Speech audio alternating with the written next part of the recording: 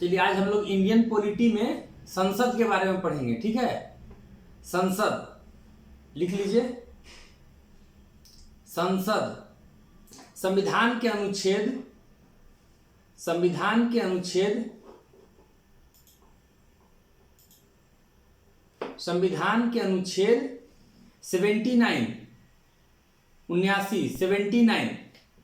से 122, संविधान के अनुच्छेद 79 से 122, 79 to 122 तक संसद का उल्लेख है। संसद मतलब संसद का गठन कैसे होगा, संसद की संरचना क्या होगी, उसमें अधिकारी कौन कौन से होंगे, संसद के बारे में संपूर्ण जानकारी है। अनुच्छेद 79 से अनुच्छेद 122, 79 यानी 79 to 122 संसद। आज का हमारा टॉपिक है संसद। अभी ये संघीय कार्यपालिका ही हमारा चल रहा है, ठीक है। इसमें अनुच्छेद 79 से अनुच्छेद 122 तक संसद के बारे में संपूर्ण जानकारी है। संसद की संरचना क्या होगी, संसद का गठन कैसे होगा, संसद के पदाधिकारी कौन कौन होंगे, उनका कार्य क्या है, कार्यों का विभाजन इत्यादि, ठीक है। नेक्स्ट लिखिए। सबसे पहले आर्टिकल 79 मैं पहले ही बतला चुका हूं। आर्टिकल 79 भारत का संसद जिसके तीन अंग होते हैं। आर्टिकल 79 के अनुसार भारत का संसद जिसके 3 अंग होते हैं, लोकसभा, राज्यसभा और राष्ट्रपति। लोकसभा, राज्यसभा और राष्ट्रपति। आर्टिकल 79 संसद 3 अंग होते हैं, लोकसभा, राज्यसभा और भारत के राष्ट्रपति। अभी जैसे आप लोग देखे होंगे कल दिल्ली का बिल पारित हुआ ना, दिल्ली सेवा विधेयक, तो ये सबसे पहले लोकसभा में पारित हुआ था, कल राज्यसभा में पारित हुआ। अब ये राष्ट्रपति प्रेसिडेंट के पास जाएगा हस्ताक्षर होने के लिए। जैसे ही हस्ताक्षर हो जाएगा या फिर कानून बन जाएगा, ठीक है। पहले लोकसभा में पारित हुआ, फिर राज्यसभा में पारित हुआ और अब राष्ट्रपति के पास गया है सिग्नेचर के लिए। जैसे ही वहां से सिग्नेचर हो जाएगा ये विधेयक बन जाएगा, ठीक है। अभी इसमें लिखिए, ये तो हमारा कंप्लीट हो गया। अभी संसद में लिखिए। संसद में कौन कौन अंग होते हैं, लोकसभा, राज्यसभा और राष्ट्रपति। राष्ट्रपति का तो सिंगल पद है, इसलिए इसमें उसका डिस्क्रिप्शन देने का जरूरत नहीं है। और राष्ट्रपति के बारे में मैं पहले आपको पूरा डिटेल में पढ़ा चुका हूं। अभी लिखिए लोकसभा। लोकसभा हेडिंग दे दीजिए, लोकसभा। लोकसभा, ठीक है। लोकसभा को निम्न सदन भी कहते हैं। लोकसभा को निम्न सदन भी कहते हैं। और उसी जगह लिख दीजिए राज्यसभा को उच्च सदन कहते हैं। राज्यसभा को उच्च सदन कहते हैं। लोकसभा को निम्न सदन कहते हैं और राज्यसभा को उच्च सदन कहते हैं। लोकसभा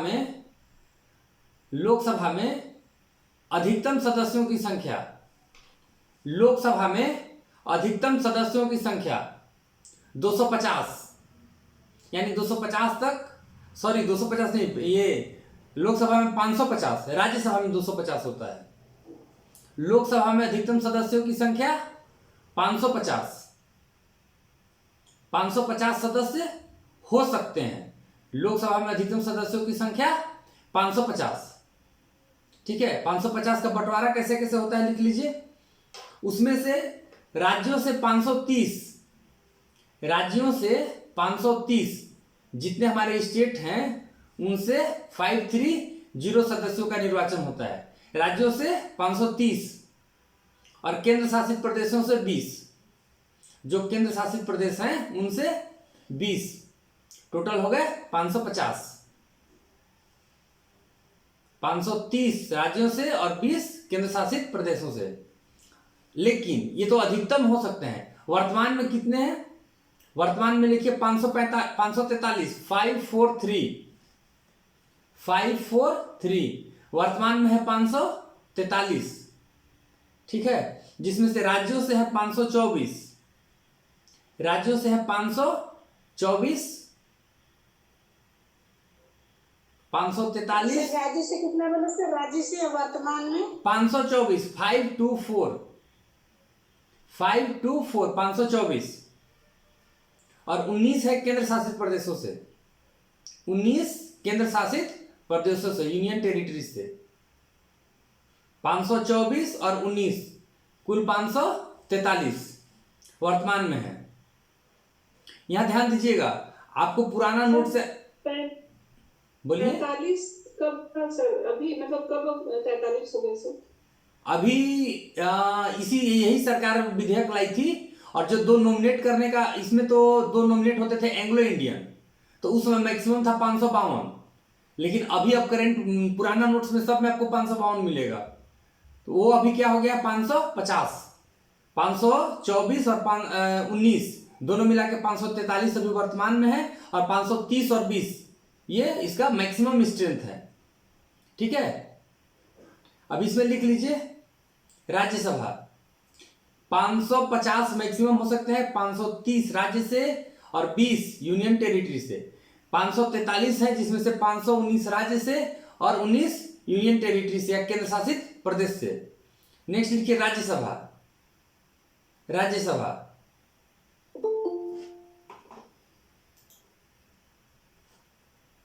राज्यसभा राज्यसभा में लिखिए मैक्सिमम 250, मैक्सिमम 250, मतलब राज्यसभा में सदस्यों की संख्या अधिकतम 250 तक हो सकती है, जिसमें से लिखिए 238 निर्वाचित, 238 निर्वाचित और 12 मनोनीत, 238 निर्वाचित और 12 मनोनीत। मनोनीत जो होते हैं उनको राष्ट्रपति मनोनीत करते हैं, और जो विज्ञान, कला इत्यादि के खेल में, साहित्य, इस सब में जो उत्कृष्ट व्यक्ति होते हैं उनको राष्ट्रपति नॉमिनेट करते हैं।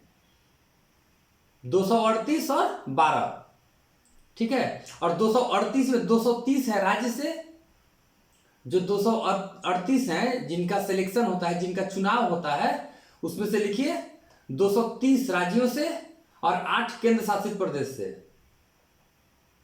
230 राज्य से और 8 केंद्र शासित प्रदेश से।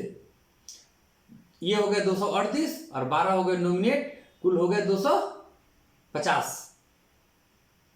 ठीक है, अब इसी में लिखिए वर्तमान में कितने हैं राज्यसभा में, वर्तमान सदस्यों की संख्या 245, 245। राज्यसभा में वर्तमान सदस्यों की संख्या 245, 245 लिख लीजिए, 245, जिसमें से 12 लिख लीजिए मनोनीत। मनोनीत का आंकड़ा कम नहीं हुआ है, 12 मनोनीत, और निर्वाचित है 233, निर्वाचित 233, 233, 233, निर्वाचित 233। अब निर्वाचित 233 में लिखिए 225 राज्यों से, राज्यों से 225, राज्यों से 225, और केंद्र शासित प्रदेश से 8, केंद्र शासित प्रदेश से 8।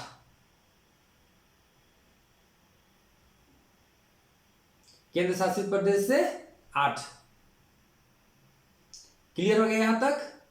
लोकसभा में मैक्सिमम कितने सदस्य हो सकते हैं, वर्तमान में कितने हैं, राज्य से कितने हो सकते हैं, यूनियन टेरिटरी से कितने हो सकते हैं, राज्यसभा में मैक्सिमम सदस्य कितने हो सकते हैं, अभी वर्तमान में कितने हैं, कितने स्टेट से हैं, कितने यूटी से हैं। ये डिस्क्रिप्शन ये पूछता है कभी कभी, मैक्सिमम कितने हो सकते हैं, ये पूछा हुआ सवाल है कि राज्यसभा में मैक्सिमम सदस्य कितना हो सकते हैं, लोकसभा में मैक्सिमम सदस्य कितना हो सकते हैं, और वर्तमान में कितना है अभी तक तो पूछा नहीं, हो सकता है पूछ दे, इसको आपको ध्यान से पढ़ लेना है। ठीक है, अब इससे और इम्पोर्टेंट जो भी इम्पोर्टेंट फैक्ट्स है मैं आपको लिखवा दे रहा हूं। एक लिखिए आर्टिकल 85, अनुच्छेद 85, आर्टिकल 85 अनुच्छेद 85, इसमें संसद के सत्र कौमा 17वां व विघटन का उल्लेख है। अनुच्छेद 85 संसद के सत्र 17वां व विघटन का उल्लेख है। आर्टिकल 85 अनुच्छेद 85 संसद के सत्र 17वां व विघटन का उल्लेख है।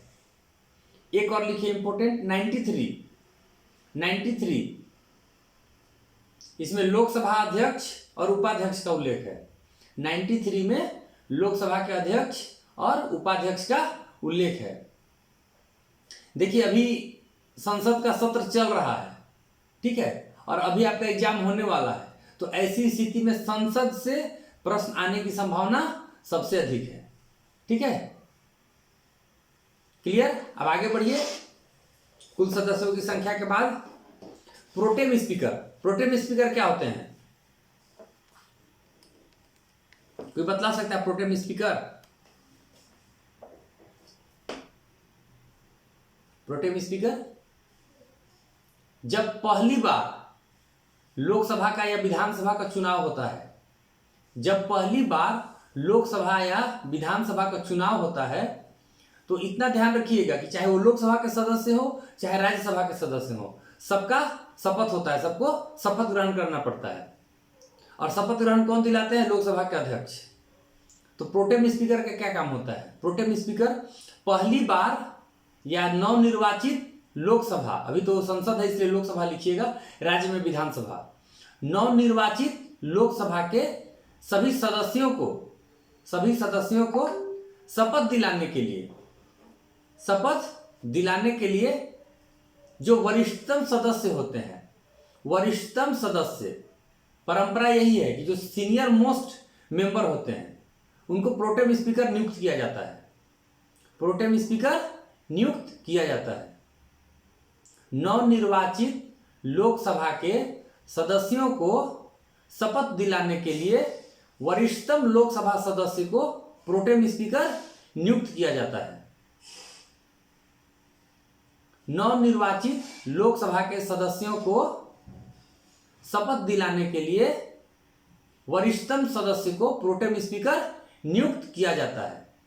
और जब तक, सुन लीजिए, और जब तक लोकसभा का अध्यक्ष का या उपाध्यक्ष का चुनाव नहीं होता है, जब तक लोकसभा के अध्यक्ष या उपाध्यक्ष का चुनाव नहीं होता है, तब तक अस्थायी रूप से यह सदन का संचालन भी करते हैं। जब तक लोकसभा के अध्यक्ष अथवा उपाध्यक्ष का चुनाव नहीं होता है, तब तक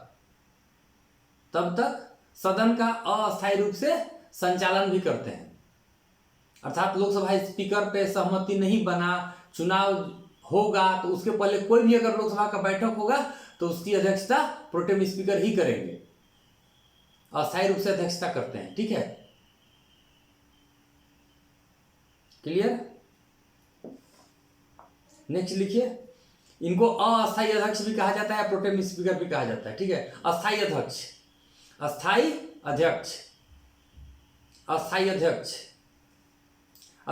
क्या है? अपने सदस्यों में से ही जो लोकसभा के मेंबर हैं उन्हीं में से कोई बनेगा, अलग से किसी का चुनाव नहीं होता है। तो अपने सदस्यों में से ही लोकसभा अध्यक्ष का चुनाव किया जाता है।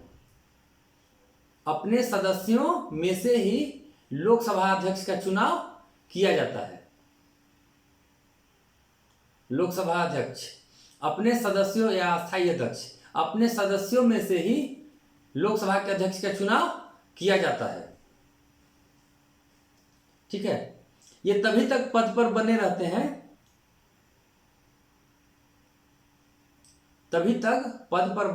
हैं, जब तक लोकसभा में बहुमत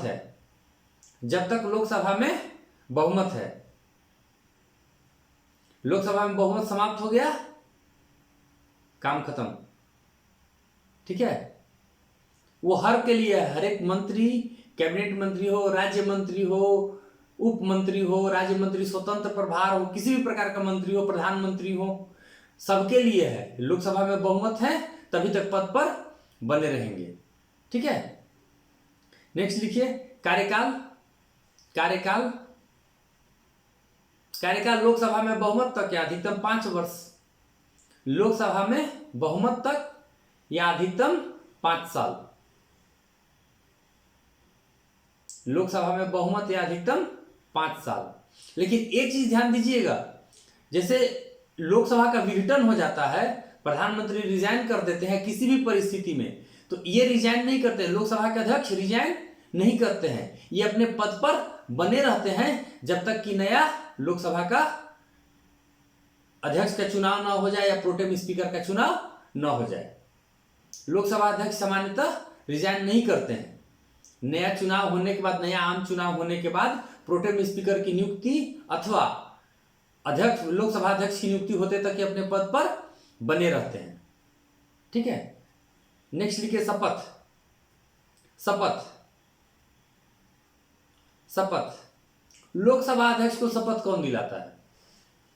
ध्यान रखिएगा, यदि इस प्रकार का प्रश्न आए, लोकसभा अध्यक्ष को शपथ कौन दिलाता है, तो कभी भी लोकसभा अध्यक्ष के रूप में ये शपथ नहीं लेते हैं। लोकसभा अध्यक्ष के रूप में कभी भी शपथ नहीं लेते हैं, ये साधारण संसद के रूप में, साधारण सांसद के रूप में शपथ लेते हैं। लोकसभा अध्यक्ष जो होते हैं वो साधारण सांसद के रूप में शपथ लेते हैं, न कि लोकसभा अध्यक्ष के रूप में। तो प्रश्न को समझिएगा, ठीक है। और इनको शपथ कौन दिलाता है?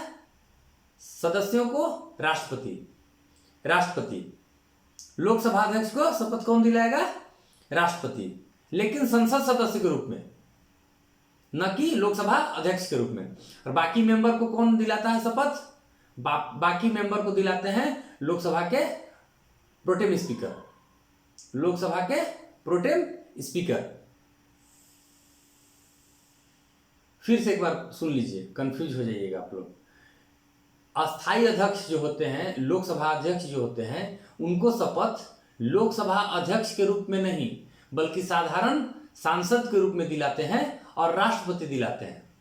और शेष जितने संसद सदस्य हैं उनको प्रोटेम स्पीकर शपथ दिलाते हैं। मैं सबसे पहले प्रोटेम स्पीकर जब अस्थायी अध्यक्ष किया था उसी समय बताया था कि नवनिर्वाचित सदन के सदस्यों को शपथ दिलाने के लिए प्रोटेम स्पीकर का चुनाव किया जाता है, यानी सभी संसद सदस्यों को वो शपथ दिलाते हैं।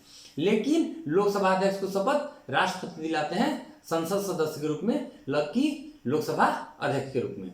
नेक्स्ट लिखिए त्यागपत्र। त्यागपत्र त्यागपत्र त्यागपत्र देते हैं उपाध्यक्ष को, लोकसभा के उपाध्यक्ष को।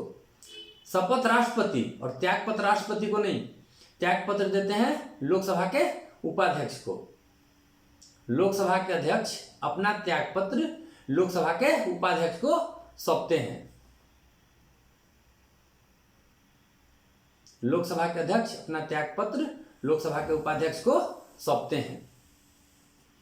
हटाने के लिए कोई बहुत बड़ी प्रक्रिया नहीं है, लिख लीजिए पद से हटाना। पद से हटाना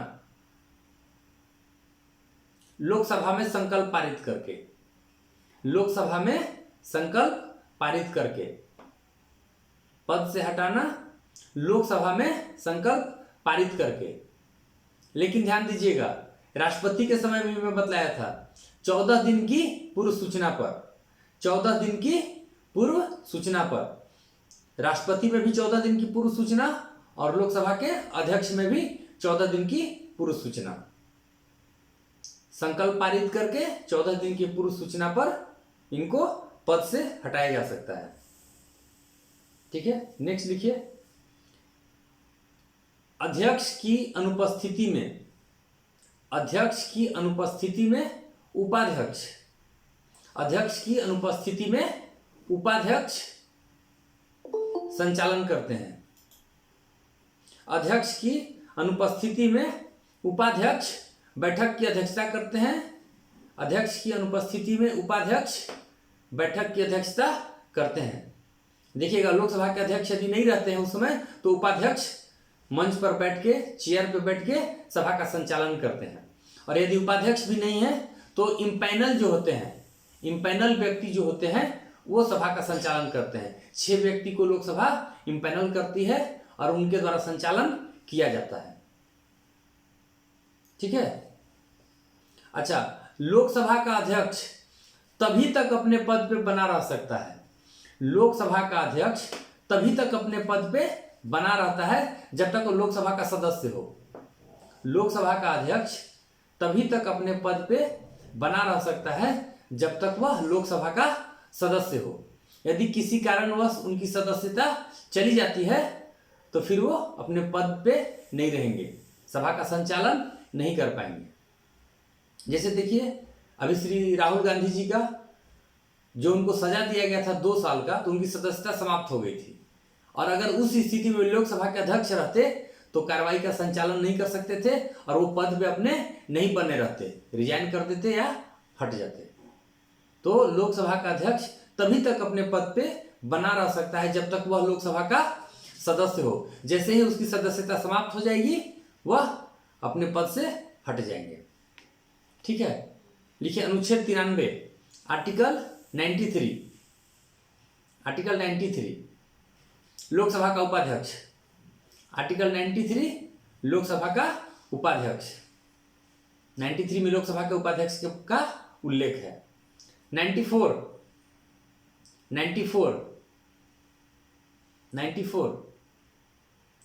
लोकसभा भंग होने पर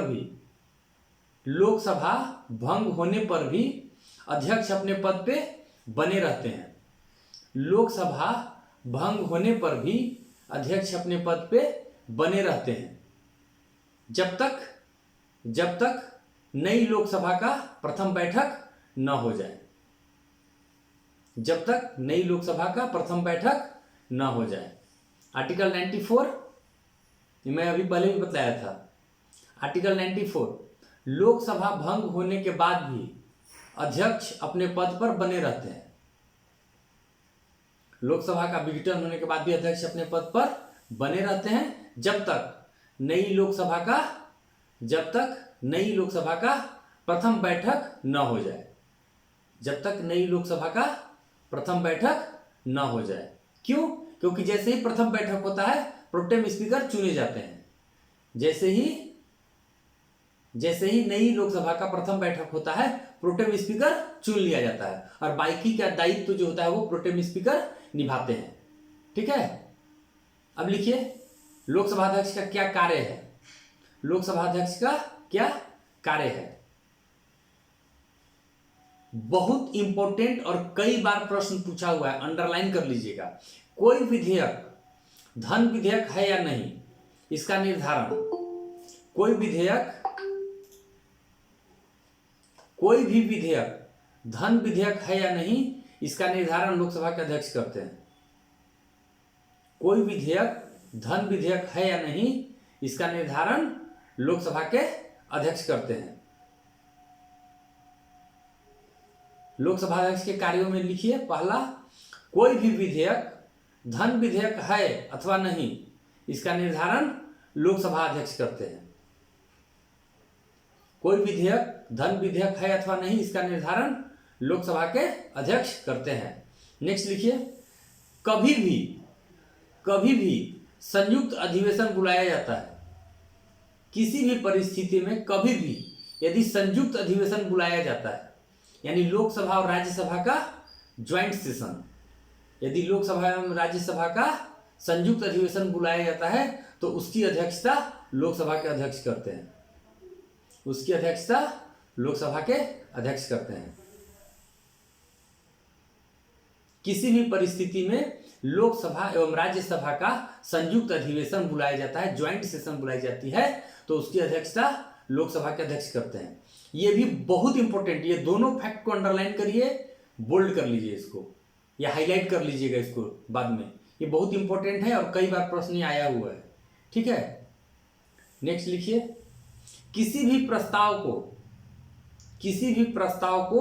सदन में प्रस्तुत करने की अनुमति देता है। किसी भी प्रस्ताव को सदन में प्रस्तुत करने की अनुमति देता है। किसी भी प्रस्ताव को सदन में प्रस्तुत करने की अनुमति देता है। अच्छा ये भी ना, ये सब करंट अफेयर्स में भी पूछ सकता है क्योंकि बहुत ज्यादा चर्चा में है दिल्ली सेवा विधेयक के चलते। ठीक है, तो उसको भी ध्यान से पढ़ना है। अभी संसद बहुत इंपॉर्टेंट है। नेक्स्ट लिखिए, लोकसभा की बैठक, लोकसभा की बैठक अनिश्चित काल के लिए स्थगित कर सकता है। लोकसभा की बैठक अनिश्चित काल के लिए स्थगित कर सकता है। लोकसभा की बैठक अनिश्चित काल के लिए स्थगित कर सकता है। लोकसभा की बैठक अनिश्चित काल के लिए स्थगित कर सकता है। यह ध्यान दीजिएगा, जैसे आप लोग न्यूज में सुनते होंगे या कहीं भी देखते होंगे, बैठक को 12 बजे तक के लिए स्थगित कर दिया गया, बैठक को 1 दिन के लिए स्थगित कर दिया गया। बैठक बोले तो कार्यवाही, ठीक है, तो उसको अनिश्चित काल के लिए भी स्थगित यही कर सकते हैं, लोकसभा के अध्यक्ष ही कर सकते हैं। नेक्स्ट लिखिए, नेक्स्ट लिखिए, देखिएगा, ध्यान दीजिएगा, लोकसभा का विघटन, लोकसभा का विघटन, सत्रावसान या सत्राहुत, यानी सत्र बुलाने का, सत्र को खत्म करने का या विघटन करने का, लोकसभा को विघटन करने का अधिकार राष्ट्रपति को है, वो लोकसभा अध्यक्ष को नहीं है। शब्द को समझिएगा, ठीक है, लोकसभा को विघटन करने का, सत्राहुत करने का या सत्रावसान करने का अधिकार राष्ट्रपति को है। ठीक है, लोकसभा का विघटन करने का, सत्र आहूत करने का या सत्रावसान करने का अधिकार राष्ट्रपति को है। ठीक है, अभी लोकसभा में क्या बोला, लोकसभा की बैठक को या कार्यवाही को, लोकसभा की बैठक को या कार्यवाही को अनिश्चित काल के लिए स्थगित कर सकते हैं, अनिश्चित काल के लिए स्थगित कर सकते हैं। तो कंफ्यूज मत होइएगा, या निश्चित काल के लिए स्थगित कर रहे हैं, न कि सत्रावसान या सत्राहुत कर रहे हैं। ठीक है, नेक्स्ट लिखिए, लोकसभा की प्रत्येक बैठक की अध्यक्षता करते हैं। ऐसा प्रश्न पूछ सकता है कि लोकसभा की बैठक की अध्यक्षता कौन करते हैं, तो लोकसभा अध्यक्ष, न कि प्रधानमंत्री। लोकसभा की बैठक की अध्यक्षता करते हैं, लोकसभा की बैठक की अध्यक्षता करते हैं, लोकसभा की बैठक की अध्यक्षता करते हैं। राष्ट्रपति अपना त्याग पत्र किसे देते हैं, राष्ट्रपति अपना त्याग पत्र किसे देते हैं, कोई जी, वेरी गुड, यहाँ हाँ ठीक है, वेरी गुड। लिखिए, राष्ट्रपति जब अपना त्याग पत्र उपराष्ट्रपति को देते हैं, राष्ट्रपति जब अपना त्याग पत्र उपराष्ट्रपति को देते हैं, राष्ट्रपति जब अपना त्याग पत्र उपराष्ट्रपति को देते हैं, तो उपराष्ट्रपति इसकी तत्काल सूचना, तो उपराष्ट्रपति इसकी तत्काल सूचना लोकसभा अध्यक्ष को देते हैं, तो उपराष्ट्रपति इसकी तत्काल सूचना लोकसभा अध्यक्ष को देते हैं।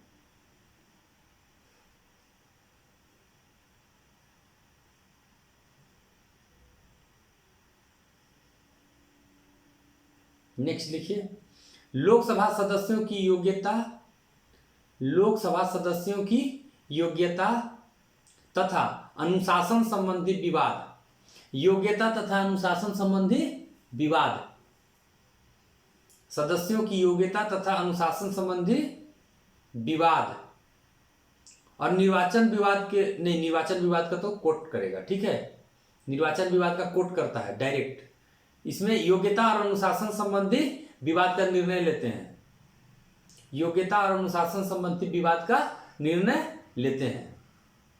अब योग्यता जैसे देखिए, अभी बाबूलाल मरांडी जी को झारखंड विधानसभा में नेता प्रतिपक्ष माना जाता है, सरकार मानने को तैयार नहीं है, ठीक है, क्योंकि उनपे अभी मामला चल रहा है दल बदल का। वो जीते थे झारखंड विकास मोर्चा से और फिर बाद में खुद बीजेपी में शामिल हो गए और उनके 2 विधायक कांग्रेस में शामिल हो गए, ठीक है। तो अब इन पर दल बदल के संबंध में फैसला कौन लेगा, जो हमारे झारखंड विधानसभा के स्पीकर है वो लेंगे, ठीक है। तो इस तरह का जो विवाद होता है उसका निर्णय यदि लोकसभा सदस्यों के संबंध में इस प्रकार का विवाद होता है तो निर्णय लेने का अधिकार लोकसभा अध्यक्ष को है। ठीक है, इसीलिए मैं बोला योग्यता और अनुशासन संबंधी विवाद का निर्णय। ठीक है, अब नेक्स्ट पहले एक और पॉइंट लिख लीजिए। सर मतलब कि उन लोगों को दल बदल करने का अधिकार तो होता है ना, तो वो तो कर सकते हैं। नहीं, दल बदल करने का अधिकार जो था ना, जैसे अभी जब आपको संविधान संशोधन इम्पोर्टेंट जब आर्टिकल बताने लगेंगे उस समय बताएंगे। संविधान संशोधन करके पहले प्रावधान किया गया था कि दल बदल नहीं करना है। ठीक है, फिर 2/3 मेजोरिटी से करना है। 2/3 मेजोरिटी से दल बदल कर सकते हैं। तो अभी जैसे ये तो सिंगल थे, इनके 2 विधायक चले गए कांग्रेस में, तो 2/3 मेजोरिटी तो उनके पास चला गया ना। लेकिन ये चूंकि अध्यक्ष थे तो इसीलिए विवाद का विषय है। अब इसमें जो है सो हमारे जो अभी विधानसभा के अध्यक्ष, दल बदल का अधिकार नहीं है, उसका शर्त है एक बार दल बदल आया है संविधान संशोधन और बाद में उसमें संशोधन भी हुआ है। अभी जो इंपॉर्टेंट कॉन्स्टिट्यूशनल अमेंडमेंट जब मैं बताऊंगा तो दोनों बताऊंगा, दोनों इंपॉर्टेंट है। और अक्सर प्रश्न पूछते हैं दल बदल करने का अधिकार उनको शर्त के साथ है, वो शर्त जब पूरा करेंगे तभी कर सकते हैं। और वो शर्त अब ये पूरा करेंगे कि ये पूरा कर रहे हैं अथवा नहीं कर रहे हैं, इसका निर्णय कौन लेगा? लोकसभा में लोकसभा के अध्यक्ष और विधानसभा में विधानसभा के अध्यक्ष। टर्म एंड कंडीशन को मानते हुए दल बदल कर सकते हैं। ऐसा नहीं कि चुनाव जीते बीजेपी से और एक वोट घट रहा है कांग्रेस को तो हम कांग्रेस में शामिल हो गए, तो वो फिर उनको क्या हो गया, उनको फिर सदस्यता उनकी हटाई जाएगी। ठीक है, अयोग्य घोषित किया जाएगा उनको, दल बदल कानून के तहत अयोग्य घोषित किया जाएगा। लेकिन अभी झारखंड के मामले में मामला विचाराधीन है। अभी तक जो हमारे स्पीकर है कोई निर्णय नहीं ले पाए हैं, नहीं लिए हैं। इसमें बहुत राजनीति होता है, इतना आसान नहीं है किसी के मामले में निर्णय लेना। लेकिन ये लोकसभा स्पीकर का और राज्यों में विधानसभा स्पीकर का अधिकार है। ठीक है, एक और फैक्ट लिखिए अब इसमें, पहले लोकसभा अध्यक्ष, ये प्रश्न आया हुआ है, पहले परीक्षा में पूछा है, पहले लोकसभा के अध्यक्ष जीबी मावलंकर, वो ये तो मैं बता दिया हूँ, इसको छोड़ दीजिए आप लोग, तो पहले लिखाया हुआ है। ठीक है, अब देखिए इंपॉर्टेंट राज्यसभा के बारे में 2-4 इंपॉर्टेंट फैक्ट लिख लीजिए। ठीक है, रिपीट कीजिएगा तो मतलब कौन सा? लोकसभा, पहले लोकसभा का अध्यक्ष, ओ अच्छा, पीछे से जीबी मावलंकर, गणेश वासुदेव मावलंकर, गणेश वासुदेव मावलंकर। अभी ना इसमें वीडियो डाला हुआ होगा, यूट्यूब चैनल पे देख लीजिएगा मेरा। अभी ये मैं ग्रुप में लिंक शेयर करता हूँ, उसमें देखिएगा, पहले पढ़ाया हुआ है, शायद प्रीवियस क्लास में बतलाया हूँ, पहले कौन थे, वर्तमान में कौन है, सीरियल नंबर कितना है, पूरा डिटेल में बताया हुआ है। ठीक है, अब राज्यसभा के बारे में लिख लीजिए। राज्यसभा पहला लिख लीजिए, पहला पॉइंट, राज्यसभा सदस्यों की संख्या में बतला दिया था। अब पॉइंट लिखिए, पहला अस्थाई सदन है, राज्यसभा अस्थाई सदन है, अर्थात राज्यसभा का विघटन नहीं होता है। राज्यसभा अस्थाई सदन है, राज्यसभा अस्थाई सदन है, अर्थात राज्यसभा का विघटन नहीं होता है, अर्थात राज्यसभा का विघटन नहीं होता है। अस्थाई सदन है अर्थात राज्यसभा का विघटन नहीं होता है। राज्यसभा को उच्च सदन भी कहते हैं, उच्च सदन भी कहते हैं, उच्च सदन भी कहते हैं। सदस्यों का कार्यकाल 6 वर्ष का होता है। राज्यसभा के सदस्यों का कार्यकाल 6 वर्ष का होता है। राज्यसभा के सदस्यों का कार्यकाल 6 वर्ष का होता है। ठीक है, अच्छा, राज्यसभा के सभापति का कार्यकाल कितना होता है? राज्यसभा के सभापति का कार्यकाल कितना होता है?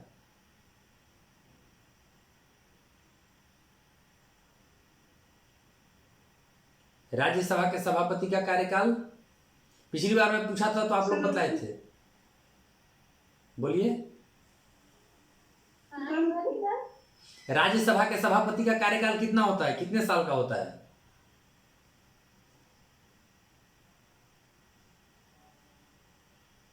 सर उनका 6 साल का होता है।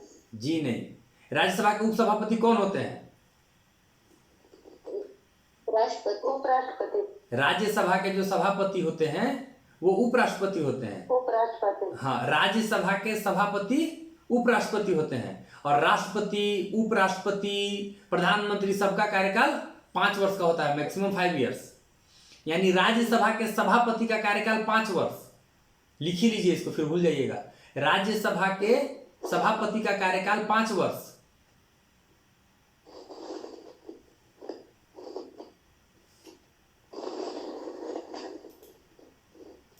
राज्यसभा के सभापति का कार्यकाल 5 वर्ष और राज्यसभा के उपसभापति का कार्यकाल लिखिए नीचे।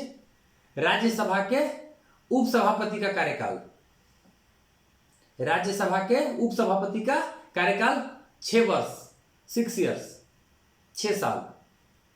क्यों? क्योंकि वो राज्यसभा के सदस्य होते हैं। जो राज्यसभा के सभापति हैं वे राज्यसभा का सदस्य नहीं होते हैं, लेकिन राज्यसभा की बैठकों की अध्यक्षता करते हैं, वे उपराष्ट्रपति होते हैं। लेकिन जो राज्यसभा के उपसभापति होते हैं वे राज्यसभा के सदस्य होते हैं, इसलिए उनका कार्यकाल 6 वर्ष का होता है। तो राज्यसभा के सभापति का कार्यकाल 5 वर्ष और राज्यसभा के उपसभापति का कार्यकाल 6 वर्ष। ठीक है, नेक्स्ट लिखिए। इसी में अभी देखिए, अभी बहुत सारे विधेयक, अभी झारखंड में भी विधेयक पारित हुआ, लोकसभा में बहुत सारा विधेयक पारित हुआ। तो विधेयक पारित करने का क्या प्रक्रिया है, क्या प्रोसेस है, ये सब अभी इंपॉर्टेंट हो जाता है। ठीक है, तो इसको मैं आपको लिखा दे रहा हूं, लिखिए। कानून का निर्माण या विधेयक, कानून का निर्माण 3 वाचन या प्रोसेस 3 वाचन में पूरा होता है। कानून का निर्माण 3 वाचन में पूरा होता है। कानून का निर्माण 3 वाचन में पूरा होता है। पहला लिखिए, प्रथम वाचन। पहला प्रथम वाचन, इसमें लिखिए संसद में प्रस्ताव या विधेयक को प्रस्तुत किया जाता है। संसद में प्रस्ताव या विधेयक को प्रस्तुत किया जाता है।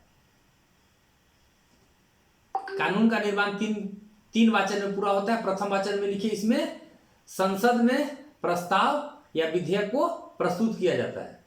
ठीक है, दूसरा लिखिए, सेकंड, विधेयक पे विचार विमर्श होता है। सेकंड लिखिए, विधेयक पे विचार विमर्श होता है। विधेयक पे विचार विमर्श होता है। और जो सेकेंड वाचन होता है ये सबसे लंबा चलता है, क्योंकि इसमें बहस होता है। बहस 2 दिन, 3 दिन, 4 दिन तक भी चलता है। ठीक है, तो सेकेंड वाचन सबसे बड़ा एवं सबसे लंबा चलता है। और तीसरा लिखिए, तृतीय वाचन, इसमें विधेयक को पारित किया जाता है। तृतीय वाचन में क्या होता है, विधेयक को पारित किया जाता है। यदि विधेयक पारित हो गया तो अगले सदन में जाएगा, नहीं पारित हुआ तो खत्म हो गया, वहीं पे समाप्त हो गया विधेयक। ठीक है, नेक्स्ट लिखिए, तृतीय वाचन, विधेयक को पारित करना। अच्छा, तीनों वाचन में सबसे विस्तृत और सबसे महत्वपूर्ण कौन सा हुआ? द्वितीय वाचन।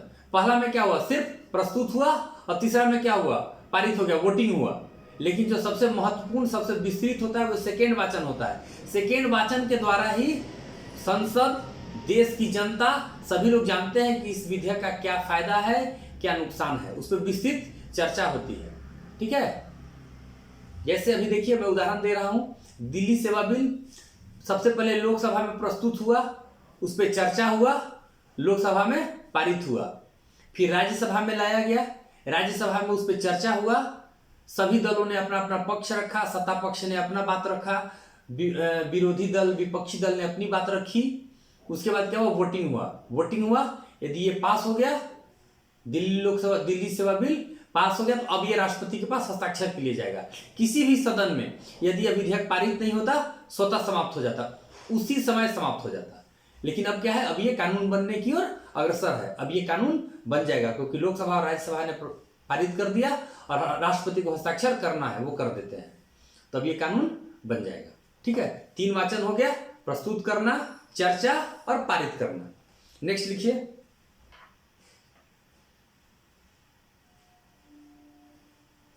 अब देखिए जो कुछ कुछ ऐसे वर्ड हैं जो यूज होते हैं, इस्तेमाल होते हैं, और उनसे संबंधित प्रश्न भी पूछे जाते हैं। लिखिए पहला, जैसे अभी खूब सुनते होंगे आप लोग, यदि न्यूज सुनते होंगे तो स्थगन प्रस्ताव लाया जा रहा है, काम रोको प्रस्ताव लाया जा रहा है। तो लिखिए स्थगन अवलिक काम रोको प्रस्ताव, स्थगन अवलिक काम रोको प्रस्ताव, स्थगन अथवा काम रोको प्रस्ताव। क्या है काम रोको प्रस्ताव?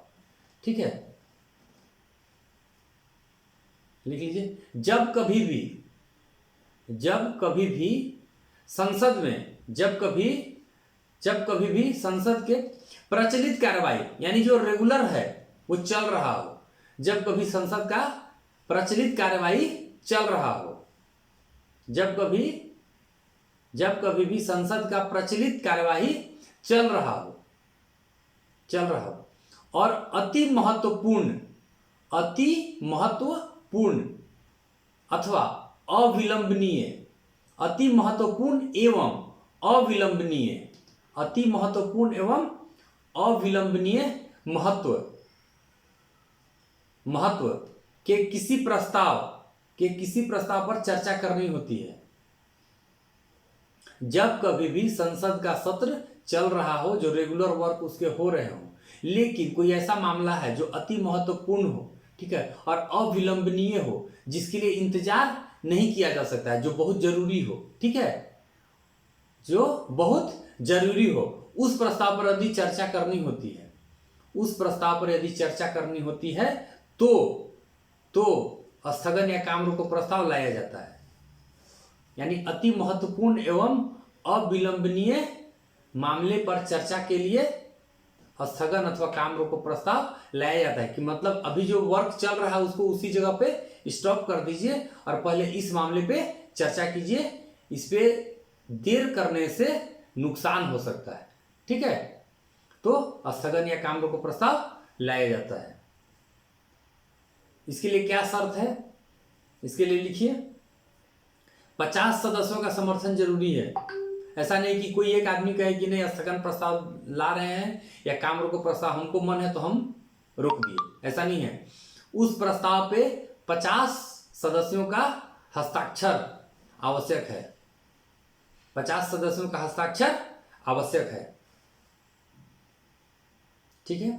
और इसमें क्या होता है, जब तक चर्चा पूरी नहीं होती है, जब तक चर्चा पूरी नहीं होती है, ठीक है, या चर्चा भंग नहीं कर दिया जाता है, जब तक चर्चा पूरी नहीं होती है या चर्चा भंग नहीं कर दिया जाता है, तब तक कार्रवाई समाप्त नहीं होती है, तब तक कार्रवाई समाप्त नहीं होती है। कई बार ऐसा देखा गया है कि ऐसे मामले रात रात भर सदन में चलते हैं। लिख लीजिए, जब तक चर्चा पूरी नहीं हो जाती या चर्चा भंग नहीं कर दिया जाता, तब तक सदन की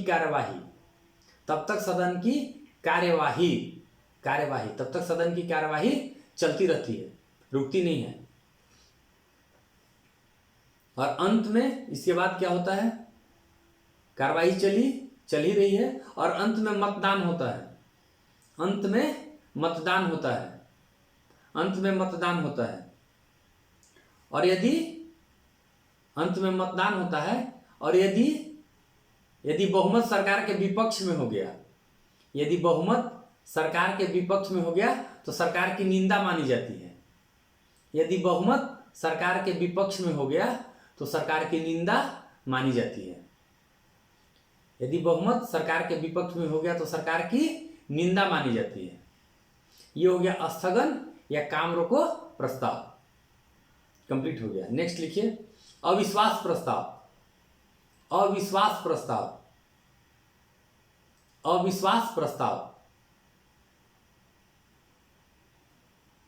आज भारत के संसद में अविश्वास प्रस्ताव पे चर्चा हो रही थी, ठीक है।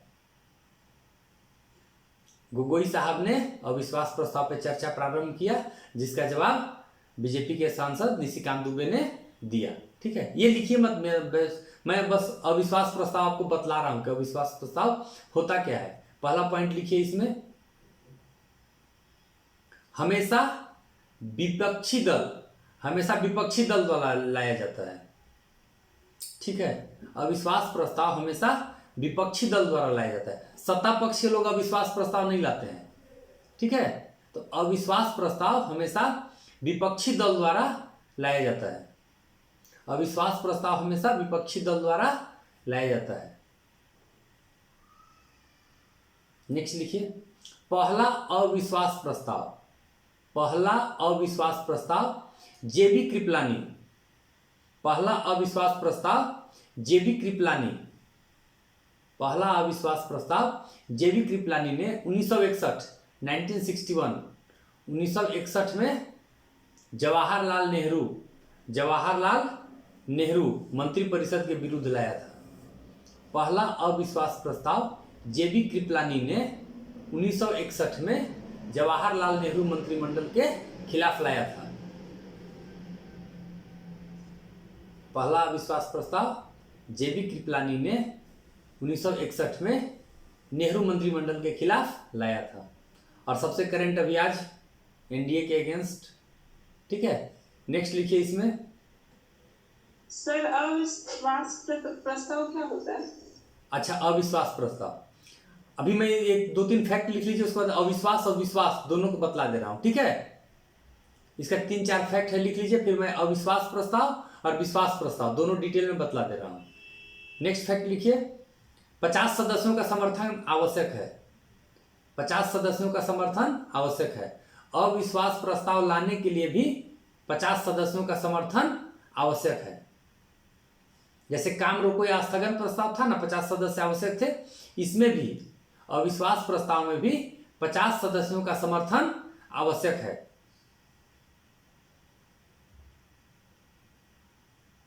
अब आ गया अविश्वास प्रस्ताव होता क्या है। ठीक है, इसी में नीचे लिखिए, सरकार के बहुमत का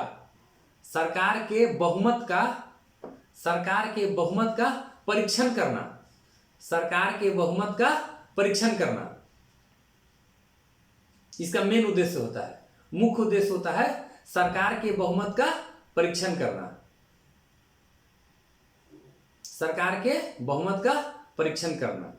एक और फैक्ट लिखिए, अविश्वास प्रस्ताव बहुमत से पारित होने पर, यदि अविश्वास प्रस्ताव बहुमत से पारित हो जाए, अविश्वास प्रस्ताव बहुमत से पारित होने पर संपूर्ण मंत्रिपरिषद त्यागपत्र देगा। अविश्वास प्रस्ताव बहुमत से पारित होने पर संपूर्ण मंत्रिपरिषद त्यागपत्र दे देगा। अविश्वास प्रस्ताव बहुमत से पारित होने पर संपूर्ण मंत्रिपरिषद त्यागपत्र दे देगा। देखिए अविश्वास प्रस्ताव होता क्या है, सरकार से विपक्ष असंतुष्ट है, विपक्ष को ऐसा महसूस हो रहा है कि पूरी देश की जनता सरकार से असंतुष्ट है, सरकार की कोई उपलब्धि नहीं है। ठीक है, सरकार हर एक मोर्चे पे विफल है, तो जो विपक्षी दल होता है या विपक्षी दल का जो गठबंधन होता है, उनके 50 सदस्य मिलकर सरकार के खिलाफ अविश्वास प्रस्ताव लाते हैं। ठीक है, सरकार के खिलाफ अविश्वास प्रस्ताव लाते हैं। यह अविश्वास प्रस्ताव इसलिए लाया जाता है कि सदन में सरकार को बहुमत है या नहीं इसका परीक्षण कर लिया जाए। अविश्वास प्रस्ताव इसलिए लाया जाता है कि सदन में सरकार को बहुमत है, बहुमत प्राप्त है अभी भी अथवा नहीं, इसका परीक्षण किया जाता है। जब अविश्वास प्रस्ताव लाया जाता है 50 सांसदों के समर्थन से, उनके हस्ताक्षर से, तो अविश्वास प्रस्ताव पर 1 दिन, 2 दिन, 3 दिन, 4 दिन बहस चलती है। ठीक है, सरकार अपनी बात रखती है, विपक्ष अपनी बात रखती है, विपक्ष के बातों को सत्ता दल वाले उनका काउंटर करते हैं और सत्ता दल की बातों को विपक्षी संसद सदस्य जो होते हैं वो काउंटर करते हैं, और फाइनली अंत में वोटिंग होता है। और वोटिंग में यदि सरकार के पास बहुमत आया तो आईजीटी जैसे चल रहा था सरकार वैसे चलेगा, लेकिन यदि सरकार के अगेंस्ट में बहुमत गया यानी विपक्षी दल जीत गए, अब तो अविश्वास प्रस्ताव पारित हो गया और प्रधानमंत्री से लेकर पूरी कैबिनेट को, पूरी मंत्रिमंडल को इस्तीफा देना होगा, रिजाइन करना होगा। ठीक है, इसका ताजा उदाहरण मैं आपको बतला रहा हूं। कुछ दिन पहले महाराष्ट्र में उद्धव ठाकरे जी की सरकार थी, एनसीपी, कांग्रेस और शिवसेना। उनके जो विधायक थे उसमें से बहुत सारे विधायक थे वो उनसे हटकर और अलग चले गए। तो वह फिर बीजेपी को समर्थन कर दिए। तो फिर अविश्वास प्रस्ताव की बारी आई। तो उद्धव ठाकरे जी को महसूस हो गया कि हम अविश्वास प्रस्ताव हार जाएंगे, क्योंकि उनके पास पर्याप्त संख्या बल नहीं था। उन्होंने रिजाइन कर दिया। तो रिजाइन कर दिया, मामला कोर्ट में भी गया। कोर्ट भी यदि वे रिजाइन नहीं किए रहते तो उसकी बाद की परिस्थिति और होती, लेकिन चूंकि वे रिजाइन कर दिए थे इसीलिए दोबारा उनकी सत्ता बहाल नहीं हो पाई। तो अविश्वास प्रस्ताव का मतलब यही है कि यदि सरकार को ऐसा लग जाए कि हम बहुमत में नहीं है तो जनरली इस्तीफा दे दिया जाता है, जो मंत्रिमंडल है वो इस्तीफा दे देती है। ठीक है, ऐसा आगे उदाहरण आपको मैं बतलाऊंगा, अभी हुआ भी है। ठीक है, नेक्स्ट लिखिए, गणपूर्ति। अविश्वास प्रस्ताव समझ गए? Yes sir. ठीक है, अब लिखिए गणपूर्ति। ये क्वेश्चन आया हुआ है, गणपूर्ति क्या है या गणपूर्ति के लिए कितने सदस्यों की आवश्यकता होती है, ये प्रश्न आया हुआ है एग्जाम में। लिखिए गणपूर्ति, कुल सदस्यों की 1/10, कुल सदस्यों का 1/10 मतलब जितने सदस्य हैं उनका 1/10 सदस्य मिनिमम उपस्थित होने चाहिए। गणपूर्ति मतलब कुल सदस्यों का 1/10 या दहाई, कुल सदस्यों का 1/10 या दहाई बोलते हैं इसको। ठीक है, इसमें क्या होता है, अभी मैं बताया लोकसभा में सदस्य 550 हैं। यदि 55 से कम उपस्थित हैं, यदि 55 से कम लोकसभा में उपस्थित हैं, 54 यदि उपस्थित हैं तो लोकसभा नहीं चलेगी, लोकसभा का स्थगन हो जाएगा, लोकसभा स्थगित हो जाएगी। यही है गणपूर्ति। गणपूर्ति यानी कुल सदस्यों का 1/10, 10वां हिस्सा यदि सदन में उपस्थित नहीं है तो सदन स्थगित कर दिया जाएगा। यही है गणपूर्ति। ये प्रश्न आया हो कि गणपूर्ति में कितने होते हैं, 1/6, 1/10, 1/8 ऐसे करके। ठीक है, तो 1/10 होता है, ध्यान दीजिएगा, 1/6 नहीं, 1/10 ये हुआ गणपूर्ति। नेक्स्ट लिखिए, विश्वास प्रस्ताव। जस्ट अविश्वास प्रस्ताव का उल्टा, विपरीतार्थक। लिखिए विश्वास प्रस्ताव।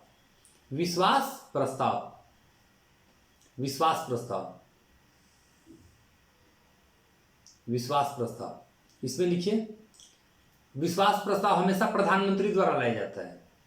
विश्वास प्रस्ताव हमेशा प्रधानमंत्री द्वारा लाया जाता है। विश्वास प्रस्ताव हमेशा प्रधानमंत्री द्वारा लाया जाता है। नेक्स्ट लिखिए, सर्वप्रथम 1989 1989 सर्वप्रथम 1989 में विश्वनाथ प्रताप सिंह द्वारा लाया गया था। सर्वप्रथम 1989 में बीपी सिंह, जो मंडल कमीशन के जिनके समय में आया था, सर्वप्रथम 1989 बीपी सिंह द्वारा लाया गया था। नेक्स्ट लिखिए, इसका उद्देश्य बहुमत को प्रदर्शित करना होता है। इसका उद्देश्य बहुमत को प्रदर्शित करना होता है, मतलब हमारे पास अभी भी पर्याप्त संख्या बल है, हम बहुमत में हैं, इसके लिए विश्वास प्रस्ताव लाया जाता है। ठीक है, नेक्स्ट लिखिए, यदि विश्वास प्रस्ताव बहुमत से गिर जाए, यदि विश्वास प्रस्ताव बहुमत से गिर जाए,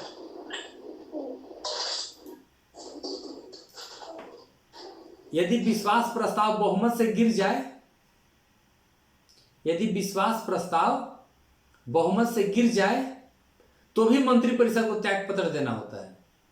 यदि विश्वास प्रस्ताव बहुमत से गिर जाए तो भी मंत्रिपरिषद को त्याग पत्र देना होता है। वाजपेयी साहब लेकर आए थे, उसी समय डीएमके ने अपना समर्थन वापस ले लिया और सरकार गिर गई थी उनकी। ठीक है, यदि विश्वास प्रस्ताव भी बहुमत से गिर जाए तो मंत्रिपरिषद को त्याग पत्र देना होता है। ठीक है, नेक्स्ट लिखिए, निंदा प्रस्ताव।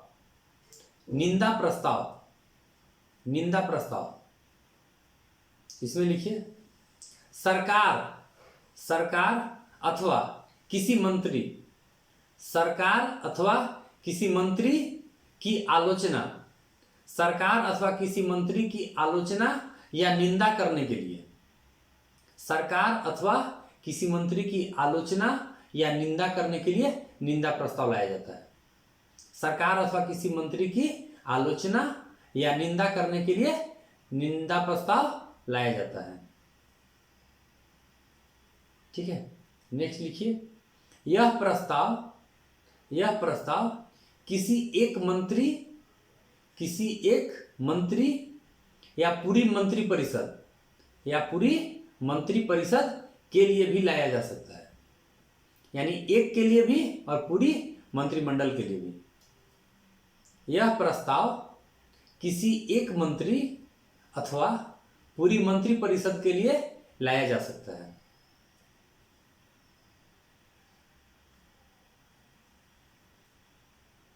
यह प्रस्ताव किसी एक मंत्री अथवा पूरी मंत्री परिषद के लिए लाया जा सकता है। नेक्स्ट लिखिए, यदि बहुमत से समर्थन मिल गया, यदि निंदा प्रस्ताव को बहुमत से समर्थन मिल गया यानी विपक्षी जीत गए, यदि निंदा प्रस्ताव को बहुमत से समर्थन मिल गया तो सरकार की निंदा मानी जाएगी, लेकिन इसमें त्यागपत्र जरूरी नहीं है। यदि निंदा प्रस्ताव बहुमत से पारित हो गया तो यह सरकार की निंदा मानी जाएगी, लेकिन त्यागपत्र जरूरी नहीं है, इसमें रिजाइन नहीं करना है। ठीक है, रिजाइन नहीं करना है। नेक्स्ट लिखिए, धन्यवाद प्रस्ताव।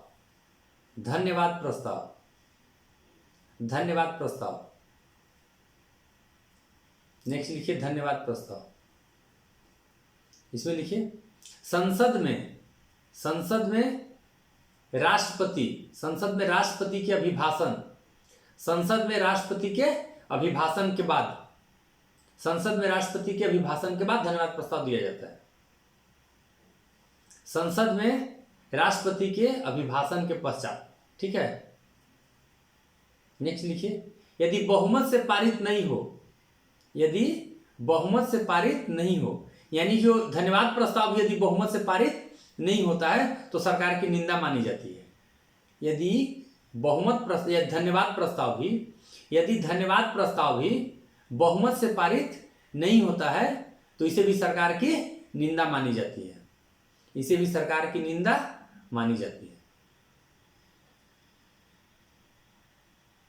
ठीक है। और कोई आप लोगों का अभी क्लास है कि मैं आगे कंटिन्यू करूं?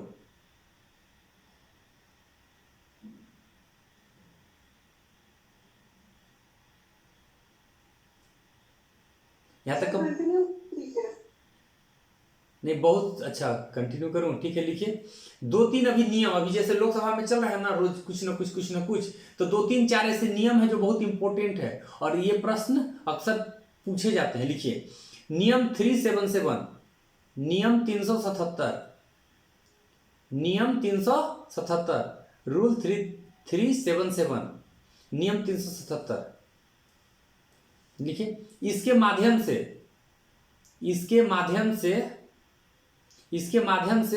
कोई भी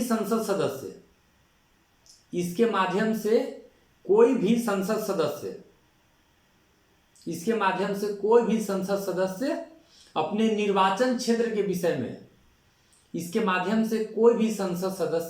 अपने निर्वाचन क्षेत्र के बारे में जानकारी प्रदान कर सकता है। इसके माध्यम से कोई भी संसद सदस्य अपने निर्वाचन क्षेत्र के बारे में जानकारी प्रदान कर सकता है।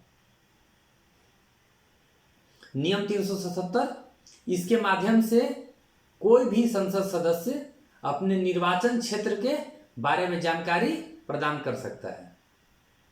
नेक्स्ट लिखिए, नियम 184, नियम 184,